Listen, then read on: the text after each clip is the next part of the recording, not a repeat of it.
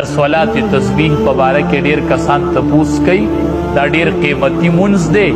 نو په اخره عشره کې هره شپه کوئ هره شپه نبی علیه السلام خپل تره ته ورکړی و په وظیفه کې وی الله به دې مخکني او وروستني او غټ او لوی او پټ او ښکاره ټول ګناهونه به دې وی الله معاف نبی علیه السلام ورته ښودلی و نو صلات تسبیح دا زنانه ورته اوږد مونځ وایي او نوم صلات تسبیح دی نو دام په آخره عشره کې هره شپه کوئ که لیلة القدر او تا پکې دغه مونځ کړی دا یاد ساتئ ما پې تجربه کړې ده چې چاته څه مشکل وي که نه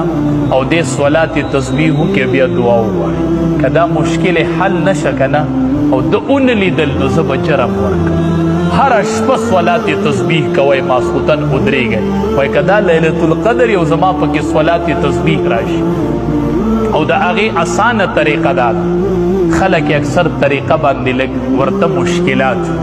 اسانه طریقه یې دا ده چې د څلورو رکاتو نفلو نیت په وته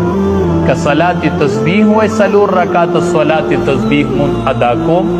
په دې حاضر وخت الله اکبر څلورو رکاتو نیت دې وتړو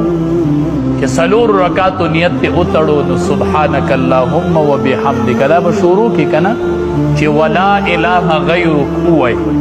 نو 15 پیری به ووایي سبحان الله والحمد لله ولا اله الا الله والله اکبر پاپا لو پسې نه ځي لا حول ولا قوة الا بالله دا به پکې نه وي